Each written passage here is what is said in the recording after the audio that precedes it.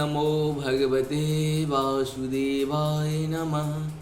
ओम नमो भगवते वासुदेवाय नमः। ओम नमो भगवते वासुदेवाय नमः। ओम नमो भगवते वासुदेवाय नमः। एकुंदेदु शारधवलाया शुभस्मिताया विनावरदंडितकराया श्वेतपद्मासना या ब्रह्माच्युत संघ्री प्रमिति देवे सदा बन्तितान् श्यामां पातु सरस्वती भगवती निषेधदन्धकारः। ओम श्री परमात्मने ओम श्री परमात्मने ओम श्री परमात्मा। जय हिंद जय भारत। आप सबों का स्वागत है। मैं रामरेश आपको कुछ निवेदन करता हूँ, चैनल को सब्सक्राइब करें, लाइक करें, शेयर करें। सत्य के साथ, सनातन के साथ, धर्म के साथ, विचार के साथ, विवेक के साथ, बुद्धि के साथ, परंपरा के साथ, विरासत के साथ, शक्ति के साथ, संस्कार के साथ, सभ्यता के साथ, संस्कृति के साथ हम लोग प्रत्यक्ष या परोक्ष रूप से खड़े रहे। जीवन हम लोग का आने जाने का लगा रहेगा। हम रहें या ना रहें, ये राष्ट्र रहनी चाहिए। हम रहें या ना रहें, ये धर्म रहनी चाहिए। हम रहें या ना रहें, सत्य रहनी चाहिए। हम रहें या ना रहें, सनातन रहनी चाहिए। जो सत्य है वही सनातन है, जो सनातन है वही तो धर्म है। तीसरा कुछ है ही नहीं, सब एक ही है, एक ही सबका नाम है। सत्य कहें, सनातन कहें, धर्म कहें, सब एक है। ज्ञान कहें, विज्ञान कहें, विचार कहें, विवेक कहें, बुद्धि कहें, विश्वास कहें, परंपरा कहें, विरासत कहें, संस्कृति कहें, सब तो यही है। संस्कार कहें, सभ्यता कहें, सब तो वही है। शुरू करते हैं आज हम लोग श्रीमद् भागवत गीता का प्रथम अध्याय का 8वां श्लोक को आज हम लोग सुनेंगे।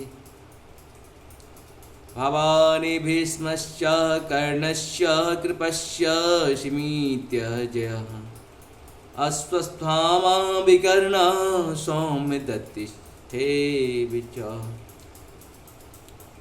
मेरी सेना में स्वयं आप भीष्म, कर्ण, कृपाचार्य, अस्वस्थामा, विकर्ण तथा सोमदत्त का पुत्र भूश्रभा आदि हैं जो युद्ध में सदैव विजयी रहे हैं।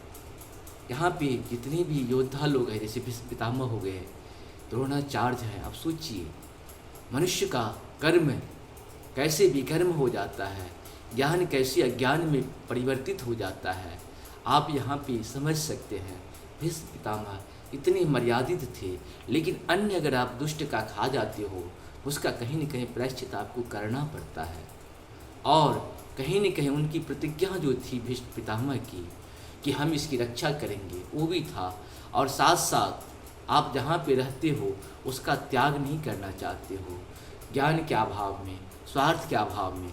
आप इसी कारण जो है जब तक आप अकर्म करेंगे इसका प्रायश्चित कहीं न कहीं हम सबों को करना पड़ेगा। हम लोग सत्य कर्म करें, नित्य कर्म करें, जो सही है वही करें, क्योंकि आप सभी के शरीर के अंदर आत्मा होती है। आत्मा को अगर मारिएगा तो आत्मा क्या करेगा? आपको ऐसे मोड़ पे ला के खड़ा कर देगा जहाँ पे आपका जीवन असफल हो जाएगा। असफल मतलब क्या? आपके पास संपत्ति तो बहुत होगी, लेकिन ये शरीर का अगला जन्म जो होगा, आत्मा जो किसी नए शरीर में प्रवेश करेगा, वो बहुत ही दुखित होगा, बहुत ही परेशानी से होगा। इसीलिए हम सबों को चाहिए कि धर्म के साथ, शास्त्र के साथ, ज्ञान के साथ, विज्ञान के साथ, विचार के साथ, विवेक बुद्धि को ध्यान में रखते हुए भगवान का ध्यान करते रहें, क्योंकि हमारी मुक्ति का साधन सिर्फ एक ही है, वो है भगवान का ध्यान। यहाँ पे सबका परिचय करवा रहे हैं दुर्योधन जी। दुर्योधन जी अपनी आप को प्रशंसित भी हो रहे हैं और साथ साथ ये कह रहे हैं कि हमारे यहाँ इतने अच्छे योद्धा है, हमारी कभी भी पराजय नहीं हो सकता है।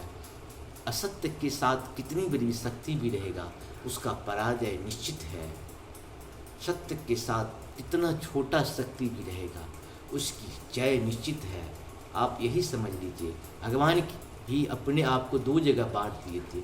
उनके जो भी 18 लाख सेना थी, 18 लाख सेना जो है एक तरफ थी और भगवान कृष्ण एक तरफ थे। जहाँ भगवान है वहीं तो सत्य है। और देखिए क्या स्थिति हुई। इसीलिए हम लोग भगवान को पकड़ के ध्यान से काम करते रहें। हम सबों को मुक्ति मिल जाएगी। आपका बहुत बहुत धन्यवाद। इसी तरह से हम करते रहें, सुनते रहें।